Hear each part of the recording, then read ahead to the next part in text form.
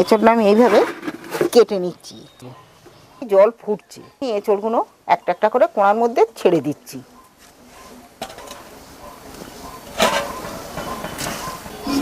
নুন, সামান্য মতো নুন দিয়ে দিচ্ছি, খানিকটা হলদি দিয়ে দিচ্ছি।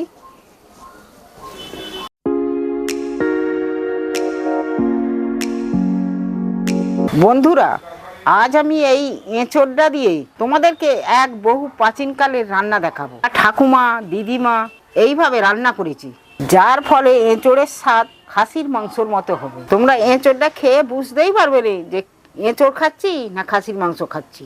বন্ধুরা, এই রেসিপিটা সঙ্গে থাকলে আঙুল চেটে পেট ভরে ভাত খেয়ে নেবে। তার আগে তোমাদের কাছে একটাই অনুরোধ করি, এই রেসিপিটা তোমাদের যদি ভালো লেগে থাকে তাহলে চ্যানেলটা সাবস্ক্রাইবার করবে। কেননা আমি নিত্য নতুন বহু প্রাচীনকালের পুরনো রান্না খুব সহজ সরলভাবে কম মশলাপাতি দিয়ে তোমাদেরকে রান্না করে দেখাবো, যা তোমরা খুব সহজেই বানিয়ে নিতে পারবে। তোমার হাতের রান্না খেয়ে সবাই প্রশংসায় পঞ্চমুখ হয়ে উঠবে। এবার এঁচড়টা কেটে নিই। আমি কোড়ায় জল বসিয়ে দিয়েছি, এঁচড়টা আমি এইভাবে কেটে নিচ্ছি। জল ফুটছে, একটা একটা করে কোণার মধ্যে ছেড়ে দিচ্ছি।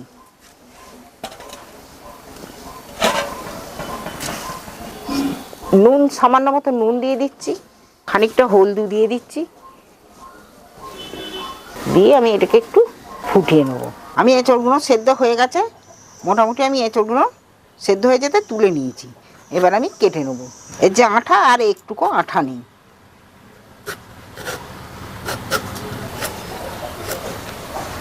দেখো, আমাকে আর হাতে তেল বুলোতে হলো নি, এঁচড়টা মোটামুটি আঠাটা আরে সব চলে গেছে। আমি এবার এটা সাইজ করে কেটে নেবো ছোট করে।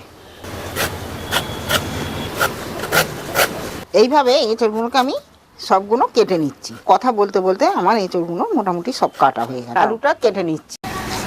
আলু পেঁয়াজ আমি ধুয়ে তুলে নিচ্ছি। এর মধ্যে পেঁয়াজ আমি অনেকটাই নিয়েছি, রসুন ছাড়ানো হয়ে গেছে। টমেটোটা কেটে নিয়েছি, একটা টমেটো। এবার আদাটা আমি ছাড়িয়ে নিচ্ছি। আদা রসুন একসাথেই বেটে নেবো। আমি প্রথমে আমি একটু থেঁতো করে নেবো, থেঁতো করে না নিলে বাটা যাবে, সুবিধে হবে না। আমি এইভাবে সবগুলোকে থেঁতো করে নিচ্ছি। শিলে ভালো করে মিক্সি করে বেটে নেবো মিহি করে।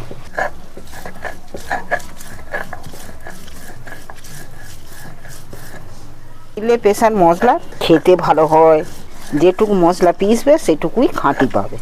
দেখো কত সুন্দর বাটাটা হলো। ওনায় বেশ খানিকটা তেল ঢেলে দিচ্ছি।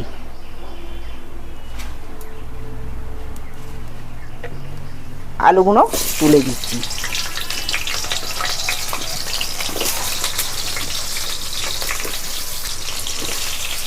ভালো করে নাড়াচাড়া করে এর মধ্যে ভালো করে ভেজে নেবো আলুগুলো। আলুটার মধ্যে একটু নুন দিচ্ছি আর একটু হলদিও দিয়ে দিচ্ছি।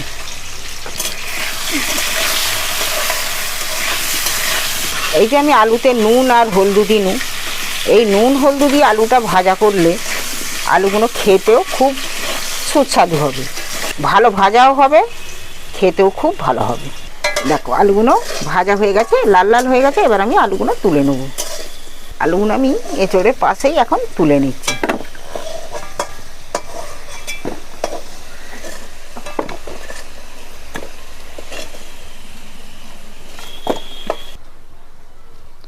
দুটো তেজপাতা দিয়ে দিচ্ছি, দিয়ে পেঁয়াজগুলোকে আমি ওর মধ্যে তুলে দিচ্ছি।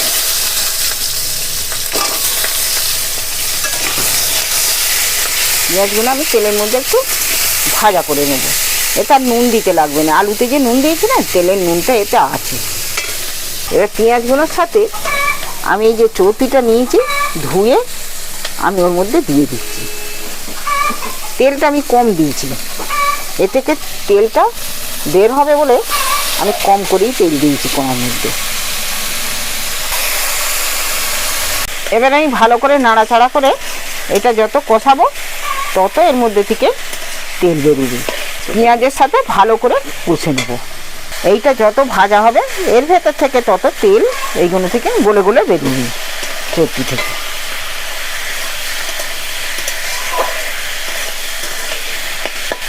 দেখো এইটা আমার মোটামুটি কষানো হয়ে গেছে, কত তেল বেরিয়েছে দেখতে পাচ্ছ।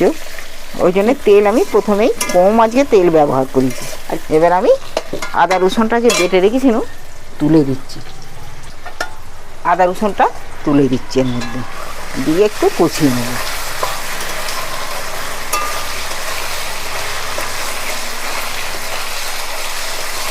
যদি তোমরা এই চর্বি দিয়ে এঁচড় করে খাও, খাসির মাংস খাওয়াই তোমরা ভুলে যাবে। পরিমাণ মতো হলুদ দিয়ে দিচ্ছি, স্বাদ মতো লঙ্কা দিচ্ছি, আর একটু ধনে গুঁড়ো দিচ্ছি, আর একটু কাশ্মীরি লাল লঙ্কা দিচ্ছি।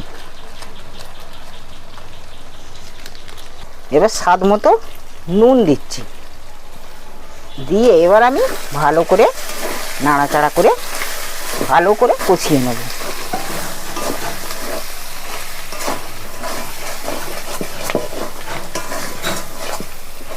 টমেটো কুচোটা দিয়ে দিচ্ছি, আর এঁচড়গুলো তুলে দিচ্ছি ওর মধ্যে। আমি একটু দিয়ে দিচ্ছি সাইড দিয়ে, করে মশলাটাকে এবার আমি কষিয়ে নেব। যেমন মাংস কষে সেইভাবে এবার এইটাকে কষিয়ে নিতে হবে। এইটা যেমন ভালো করে কষবে এঁচড়টা দুর্দান্ত হবে। কষতে কষতে এত দারুণ সেন্ট উঠেছে, মনে হয় এক্ষুনি ভাত খেতে বসে যাই। তোমরা এইভাবে বানিয়ে খেয়ে দেখবে, কথা দিচ্ছি খাসির মাংস ফেলে তোমরা খাবে। এইটা যে আমি রান্না করছি, যারা জানবে না তাদেরকে যদি আমি হপকা পরিবেশন করি খেতে দিই, আমি এইটা বুঝতেই পারবে না যেটা খাসির মাংস খাচ্ছে না এঁচড় খাচ্ছে। এত দুর্দান্ত স্বাদের খাবারটা হবে। কালারটাই কত সুন্দর এসেছে, তোমরা যে দেখছো তোমাদেরও জিভে জল এসে যাবে দেখতে দেখতে। এইটা যে আমি কষেছি তোমরা দেখছো, কিন্তু এইটা যে এঁচড় কষা হয়েছে না মাংস কষা হয়েছে কেউ বুঝতেই পারবে না। আলুগুলো ভেজে রেখেছিল, আলুগুলো ভাজা আলুগুলো তুলে দিন আমি এর মধ্যে দিয়ে এবার আমি ভালো করে আরও কষিয়ে নেবো একটু। এইভাবে করে তোমরা একবার পরিবেশন করে 5 জনকে খাওয়াও, তোমরাও খাও, খেয়ে দেখো। তোমাদের যদি ভালো লেগে থাকে চ্যানেলটা অবশ্যই সাবস্ক্রাইবার করে দেবে আর আপনজনদের সাথে শেয়ার করবে। আমি এবার জল ঢেলে দিচ্ছি।